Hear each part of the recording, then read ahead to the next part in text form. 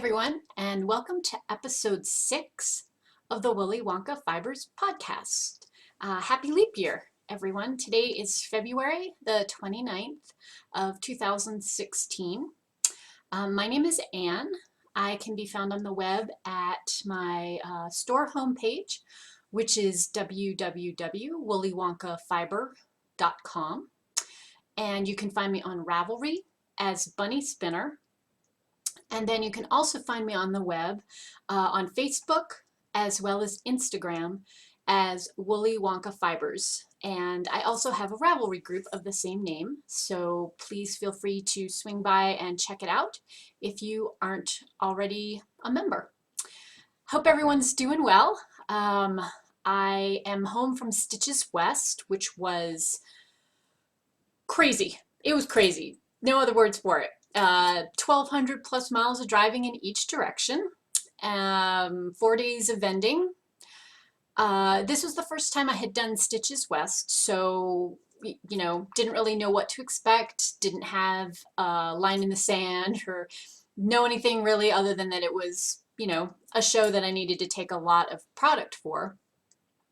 It wound up being a really great show for me, and I was so pleased that I was able to meet several of you who we've chatted via email, say hello to some folks that I've known for a very long time, but only in the world of the internets and not so much in real life.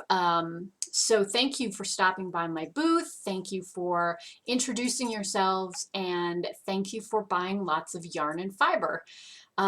It was a really great show. I sold out of the Beach Cove shawl kits that I took with me on Friday, which was the second day, by about 11 o'clock, I think it was.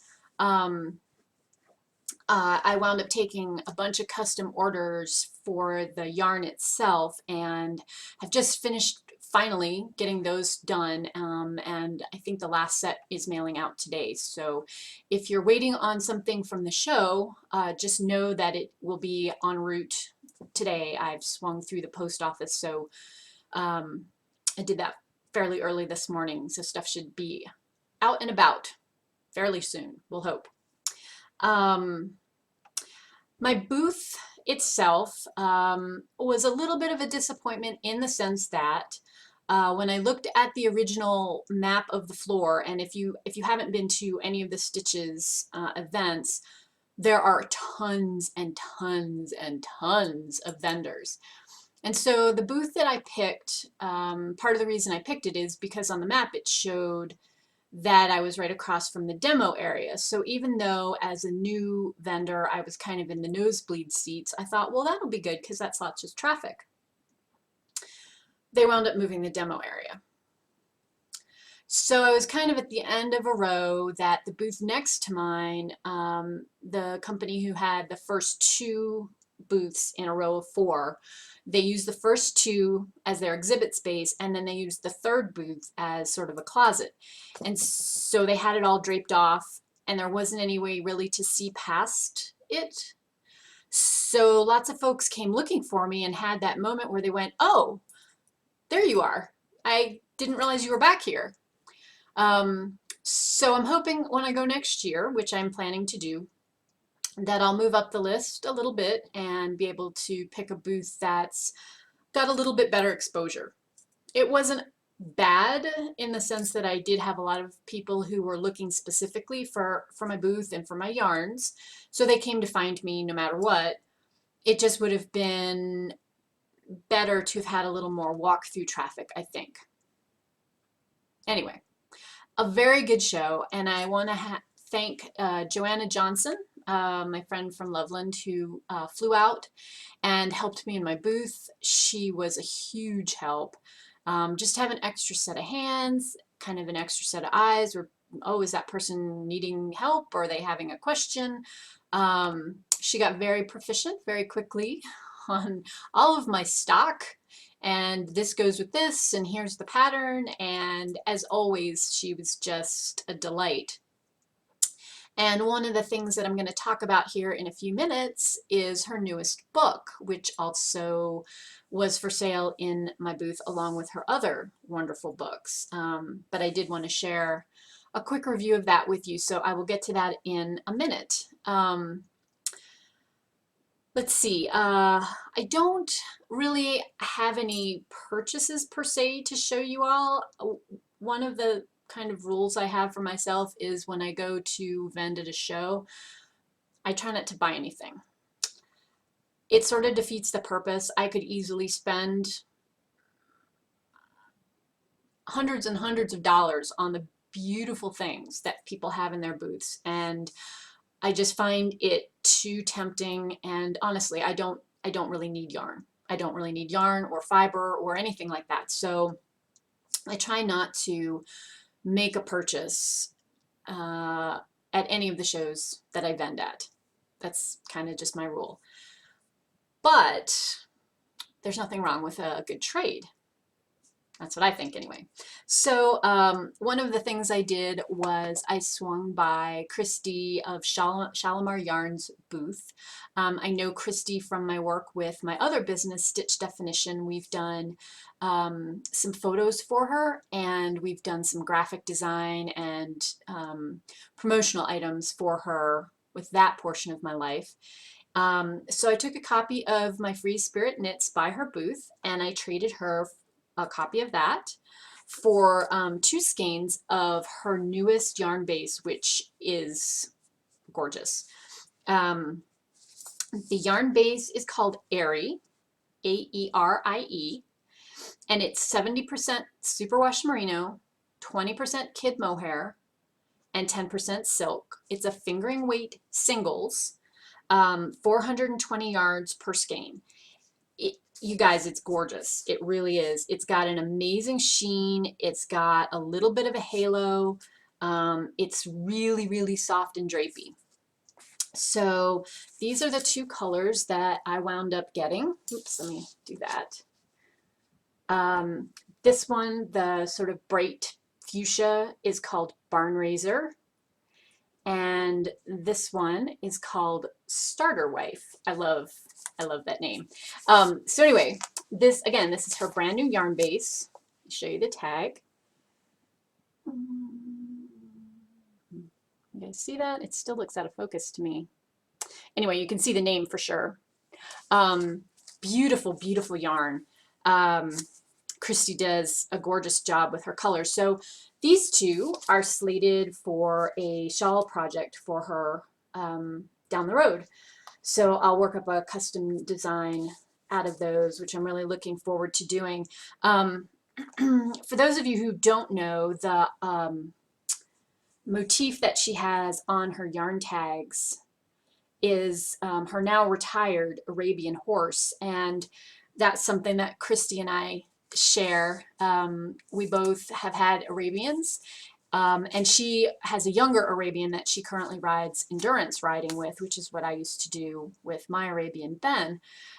So we've had a lot of really great email back and forths, and I had met Christy before in person at TNNA, but kind of the first time I got to shop in her booth a little bit. So anyway, very excited about these. Probably will not start on those until a little bit later this spring, but on my to-do list for design work. And then I wanted to share with you guys Joanna and Eric Johnson's newest book, which is called Henry's Hat.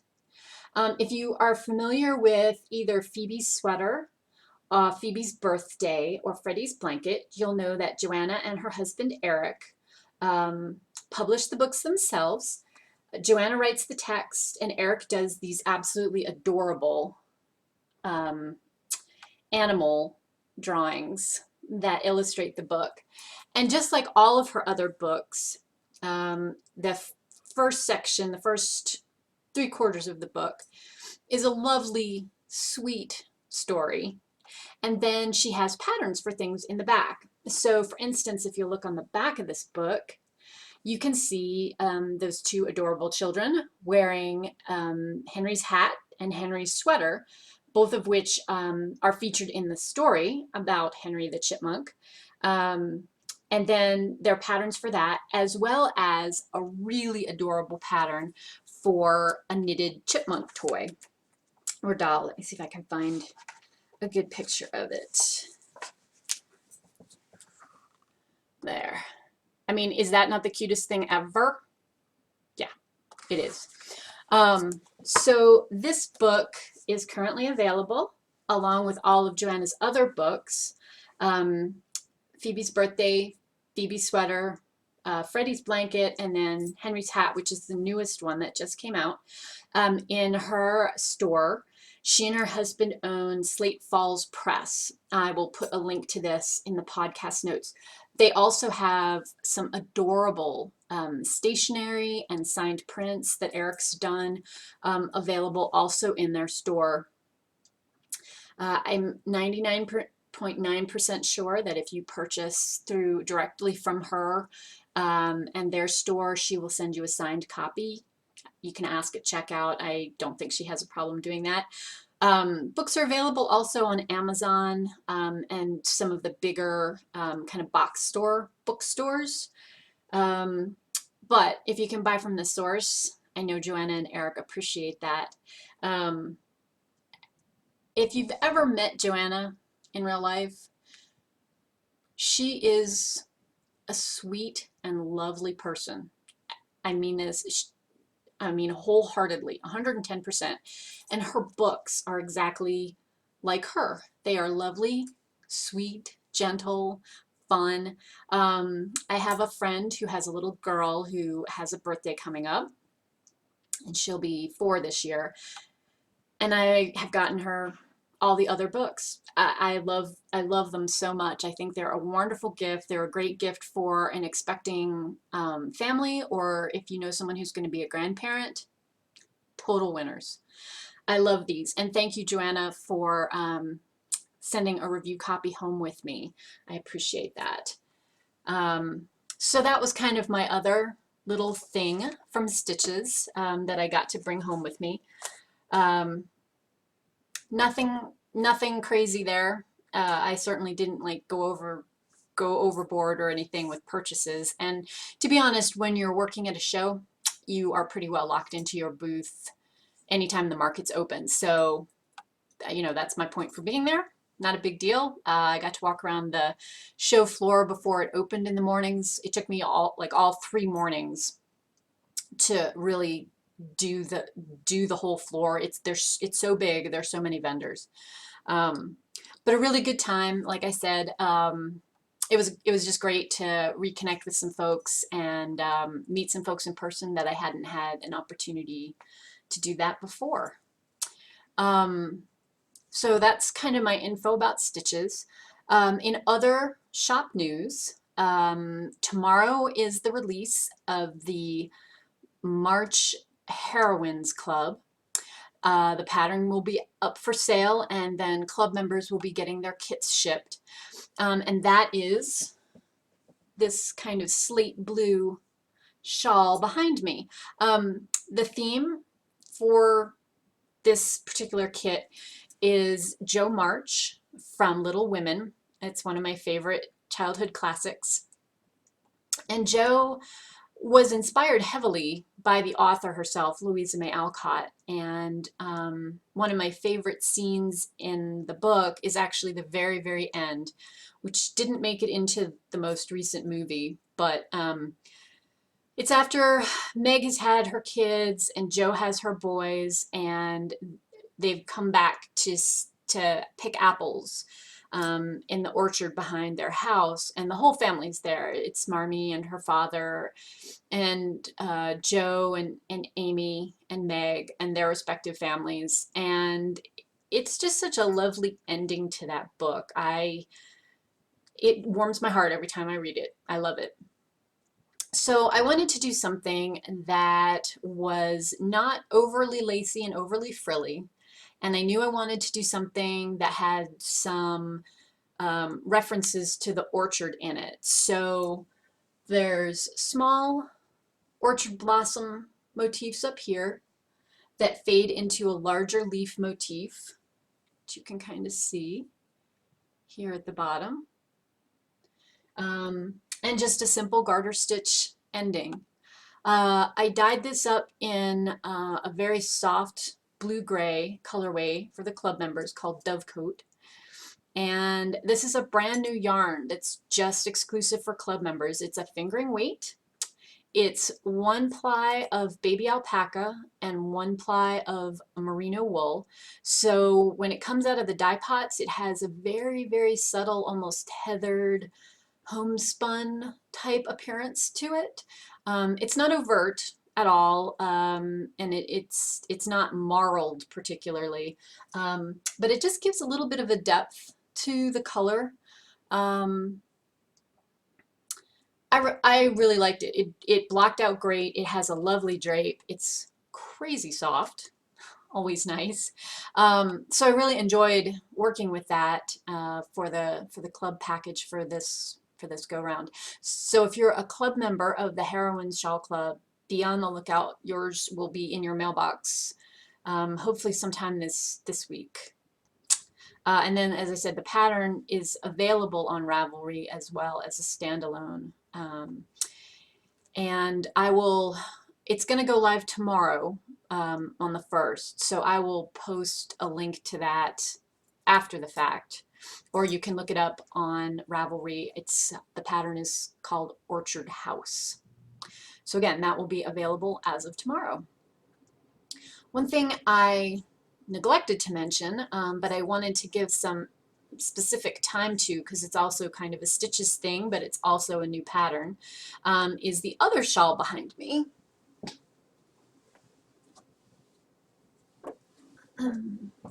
This is the show sample that I took with me to Stitches. It's the brand new pattern, one brand new pattern, she's been very busy, from Susanna IC. It's called Pava, and it's themed after peacock wings, which I think you can see. It's really, really gorgeous. It's got a lovely drape, and I think you saw there in the border, it's got beads on it. It also has beads throughout. It's a semicircular shawl. It's knit with 1 skein of fingering weight yarn. You need about 425 yards, give or take. She knit the sample up in my Aran Road socks, so there's also a little sparkle in there. I don't know if it shows, just the beads really. But it's there, and the colorway that the sample was knit in is called Peacock. That is currently available in the shop. It's actually on the homepage. So if you want to pick up a skein, you can do that. I will also link to the shawl on Ravelry where you can purchase it. Again, it's the Pava, P-A-V-A shawl by Susanna IC. It's absolutely gorgeous. It's super wearable. It's got a wonderful drape. It fits really nicely around your shoulders. And it's got beads and sparkle. I mean, there's nothing not to like about that, right? Yeah, exactly. So that, I think, is kind of the end of my shop stuff. Let's move on and talk about design work. I have one piece. As soon as I'm done recording the podcast, I'm going up to Power Knit as long as I can stand it. It's got to go in the mail no later than Friday morning. It's a sweater. I have everything knit except the front bands and collar and the closure. I think I still have about 300 yards of knitting to do though, DK weight. So I'm going to power through that as best I can. The pattern draft is done. It's basically ready to go once I get my knitting finished, a minor detail. And once that's in the mail, then I am done with the most immediate of my deadline projects. So I don't have any firm deadlines until the first week of May. So I've got March and April to knit on a bunch of stuff, work away at it. That said, one of the things I did this weekend while I was trying to kind of get reorganized and do some planning for the month of March is that I have like 10 pieces to finish between now and the end of May, which is a lot of knitting. Several of them are garments. So those will be my focus, kind of in the background. I've got one piece I'm working on for Jen at Spirit Trail Fiberworks to take to Maryland Sheep and Wool with her. A really fun colorway. I have the skein sitting off camera on my desk, but that's the next thing on the needles. And then I've got a couple of shawls, pair of socks, several sweaters. Those are all on the go. I've done some preliminary things on them, looking at stitch patterns, trying to decide how I want things to fit together, but I'm kind of not thinking about any of that until I get through this final push of getting this garment in the mail. As best I can tell, from where I stand on this is going to be an awesome piece. It's exactly the kind of thing I would want in my wardrobe to wear. Dress up, dress down, you know, jeans, black skirt, any of those sort of continuum of things that you might want to have a sweater for. But I just got to get there, and I hate feeling rushed. I always I'm a front end planner. I like to have my homework done before the deadline. That's who I am. So anyway, I will go off and do some power knitting the next day or two and get it done. So that said, I do not have a ton of personal knitting happening, as you might guess, because I've been very fixated on getting everything finished with the sweater. I just realized that as I was sitting here that I forgot to grab my hand spun that I wanted to share with you guys. So let me pause this for a second, and I will be right back with some yarn and my upcoming projects. So I will be right with you guys. Hang. Okay, so while I was on the road, I did take my e-spinner with me, and I did get a little bit of spinning done. Not as much as I normally do. I think for some reason the extra hour in California just really threw me from the mountain time zone, because we didn't start vending till 10, which for me is 11 o'clock in the morning, and I normally start work 5:30. I'm an early bird, so not really getting started until my day was half over was hard for my internal clock. And then by the time we would be done and I had something to eat, I basically was ready for bed every night. So I just got one skein spun while I was on the road. This is the February Wooly Wonka Fibers Club Fiber, which is a 75-25 blend of Blueface Leicester and silk. It was dyed in a gradient colorway, which I showed you on the last podcast. And so all I did was I took the roving and I split it lengthwise to keep those really long color runs. And so this is the skein. That red is a little washed out in here right now. It starts with the yellow and it moves to the blue. Let's see if that helps. Nope, still washed out. So there's 4 colors in it, yellow to red to purple to blue. It's a 2-ply fingering weight yarn. It's really drapey. This is one of my favorite blends. I'm going to use it for a shawl of some kind at some point, but I don't have a specific project picked out. It'll marinate for a while. It's a fun colorway though, and I may, depending on what pattern I choose, I may wind up adding like a bluish black, spin up a couple ounces of a bluish black at the far end to add on after the dark blue that you see here, if I need more for a lace border or some other kind of edging, because I think that would kind of finish it off. There's one other pattern I was looking at that I still may do, and again it would probably be a bluish black that I would pick, but you use one gradient and then you use a semi-solid, and it's a half circle with the stripes of the semi-solid and then a border at the bottom. of that same semi-solid. Just give you a little bit larger project. But anyway, I did finish that up, and I started on another skein. I've just finished the first bobbin of singles. It's from my Spin the Bin project. It's from Very Deep Stash. It's another Funky Carolina colorway. Carrie had a club that she did where you could send her an inspiration of some kind, a photo, a song, a book, a poem, anything that was inspiring to you. And so one of the things I did when I had signed up for that club, because they were all custom colorways, obviously, was I had a couple of ones I threw in there from some literature. And one of the things I picked was Irene Adler from Sherlock Holmes. She's one of my favorite book / movie characters. I love how she's portrayed. So Carrie did up a custom colorway for me called Adler that she put on mixed Blueface Leicester. So it's the roving has some dark and some sort of oatmeal colored wool blended together, and it's a really moody, broody colorway. It's got a dark pine green and dark plum in it.